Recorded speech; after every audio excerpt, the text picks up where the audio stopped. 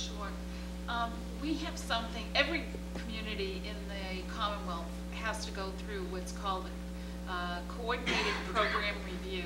And it's to make sure that our practices and procedures in special ed, in civil rights, and in teaching children who their primary language is not English meet the federal and state guidelines.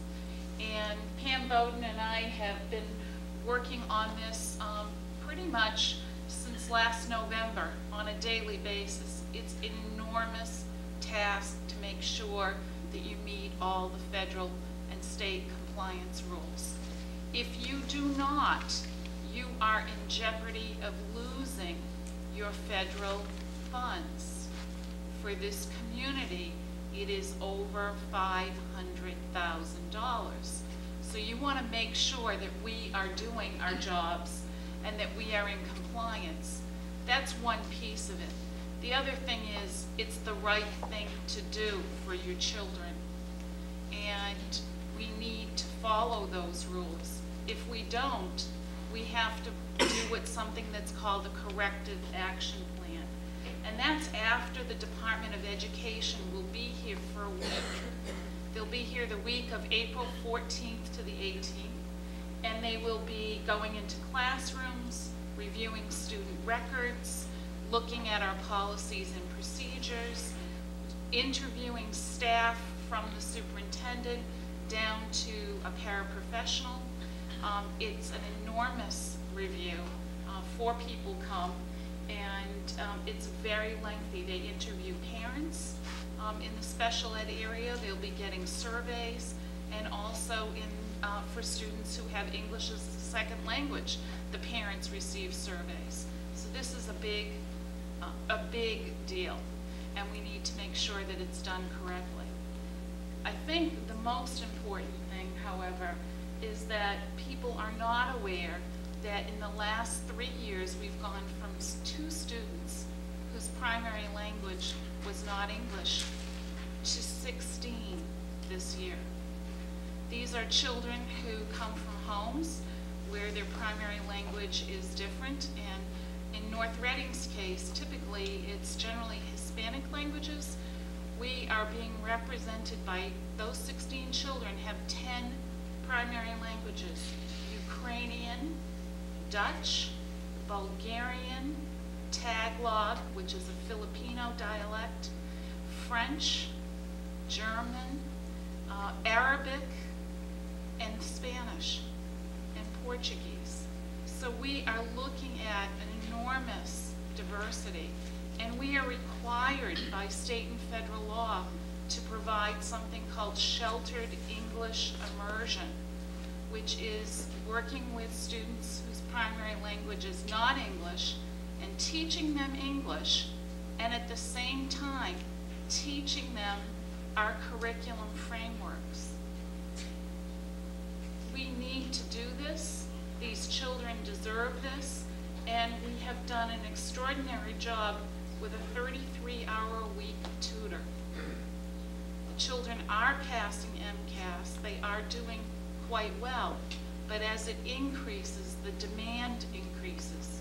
They're spread across the district from kindergarten to 12th grade.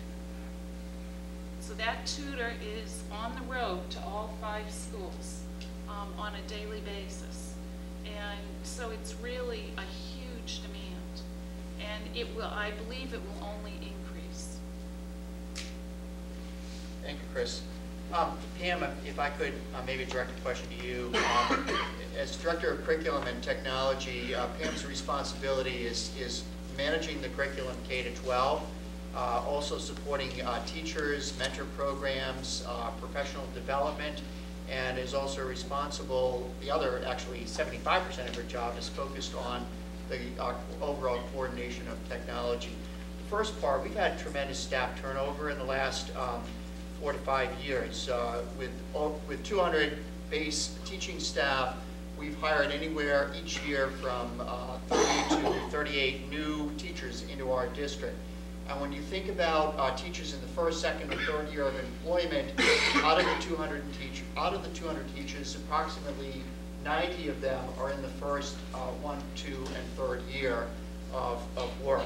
Your job is to really bring those people into our district, and what can you tell us about the impact of either abolishing the mentor program or diminishing professional development, and just how do you get people to do what they're supposed to be doing? Well, I think we're in a position with the mentor program that 2 years ago we were looking at how to expand it, because we did have such a high percentage of new teachers coming into the district, to be on par with other neighboring districts which offered a 2-year program. We've always offered a 1-year program. So I think we're in a bit of a catch-22 where the more new teachers we bring in, the fewer available mentors we have, the fewer resources we have to train the mentors, the less support there is for the new teachers coming in, and we get into a bit of a vicious cycle. This year, our faculty, and I think as I listen to all of the principals talk about what's going on in their building, the faculty has really risen to the occasion and still offered mentoring services to our new people coming in. It is a reduced program. We still offer a new induction program which brings new teachers together several times over the course of the year, but it's not nearly as robust as we need it to be in order to really develop these people in their skills. We have a responsibility in a state mandate to provide them mentoring, and I think we have a responsibility collegially to help bring them along and help them learn their craft, because a lot of the people we're bringing in aren't veteran teachers and are brand new to the profession. And we know that it takes 3 to 5 years to really develop the skills and become confident in the classroom. Back to the faculty, if I may, I'm really amazed, and I get to work with them in the capacity usually of building the program and expanding the program and helping us get to where we know we need to be competitive with other districts, to make our kids competitive in the future. And 2 years ago, I mean, I think of what Bill said about the health of PE fear. We were able to go from, when I started here, having no really cohesive inter-school program for PE, to last year being on the verge of being able to launch into a health fair, do Walk Across America, joint activities. We're in a building process, and all those plans still sit there on the table, and teachers are still willing and anxious to implement them, and I'm very concerned at how long will these people still be willing to keep planning and building for the future when they feel like every time we build, we hit a dead end because we can't execute the plans that exist. I mean, we have a wonderful staff that still comes committed every day, but we're getting to the point where we're planning for something we know we can't ever bring to fruition. So that's one of the ways in which the budget cuts, I think, not only impacts new teachers, because if they start to see this frustration develop, it becomes a frustrating environment for them, and we're not able to give them the support they need to kind of find their way through it. I probably could go on, but I'll turn it back over to you, Billy. Sure, thanks. I'd just like to end the status quo discussion with maybe just one comment of what has been the most difficult challenge this year with managing these cuts. I said this a year ago after the vote, and it was the first thing I said to my staff. I said my biggest challenge this year was picking people's chins up off the floor, including my own. School climate is absolutely huge in order to be effective, where people have a joy and a passion, where we can play nicely, where we can discuss nicely, sometimes argue nicely. That's been my biggest challenge this year, and I've probably been more grumpy than I've ever been, and I've got a few staff that probably have shared some of that as well. It's just been a very, very huge challenge. John? I feel we're shortchanging kids. I think we are a better community than what we're currently able to provide, given the constraints that we're under financially. That's been very disappointing to me. It's a wonderful community. For a time I lived here. I have wonderful students that come in every day, eager, and are still working hard. And it's an exciting time of year to be in a high school right now, because a lot of college acceptances are coming in, and students are excited because they're starting to, they're on the cusp of that next chapter of their lives. I think teachers have risen to the occasion clearly. They're overtaxed. They're working hard. They're still doing what they need to do to provide the kind of an educational program that students deserve. I worry that if it doesn't change for the next school year, it's going to have some really serious consequences for students. I'd like to add one thing. This is the first year since I've been here where I am writing a number of recommendations for teachers who are covering all the bases, because if things get worse, they're out of here. And I'm talking about outstanding staff. It's never happened before. My greatest concern is the cumulative effect of the cuts. We feel like we're making targeted strategic cuts, but all of them, it takes 12 years of an education to produce a North Reading student. So what happens at the elementary, what happens when we can't provide enough reading services in the beginning, it's going to catch up to kids in the middle school and in the high school. Everything is contingent upon what comes before. So my greatest concern is how do we look to the future and keep our eye on the fact that what we're doing today is going to, we may not see the impact of it until 5 or 6 years from now. Sometimes I feel like you're asking me which leg would I like to have amputated. I know when I have to go, my obligation is to the special needs students, but I feel my obligation is to every kid in this district. And the special needs students are mandated funding. It's not a choice. And I know when I have to walk down the hall to Dr. Trouton's office and say, I have to send this kid to an out-of-district placement. I need another paraprofessional to support this child, that I'm taking it away from general ed.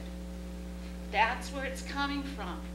And it's your kids that it impacts. All of them. The special needs students, the general ed kids. It's everybody. And it's not fair to ask us to do that. Which one do you want me to amputate?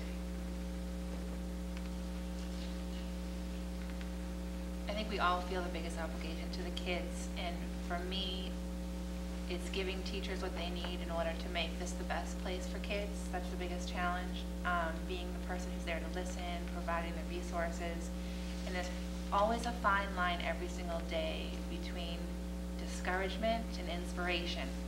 You know, you take a hit, you might come in, you might wake up discouraged, you come to school, you see the kids, you're inspired to do something to make a difference. I said time was really tough, it impacts behavior. Kids spend a long time in the classroom, they start acting up, teachers get discouraged, and then they turn around and they're inspired to do something to make a difference in that classroom during that day for those kids. So it's really a fine line every day that we walk. I would echo what Thea says. I think that my staff comes in every day trying to do the very best they can. I know there are frustrations and all that, and it is thanks to being in an elementary school. You know, the kids don't know anything about this, more or less. They come in and still enjoy school, and you do your very best for them, so they are very uplifting. I think that our frustration over several years is the amount of time that the superintendent has to spend leading discussions with the business manager around the administrative table of how we're going to make this work. And, you know, here's another blow. What are we going to cut? You know, then when we get on each other's nerves, and you know, everyone's trying to protect their territory and the scheduling, and like you have no idea the time and energy and thoughtfulness that goes into every single thing that we decide. The summer was incredible with the meetings, and how can we achieve what we need to achieve with as less damage as possible, as least damage as possible. So I think that the time spent trying to make something work instead of trying to implement, there's no time to implement, not no time, there are no resources to implement new programs. No foreign language in the elementary school, or health in the elementary school, or other types of programs that we're just trying to, we don't have enough to make ends meet for the stuff that we have to do.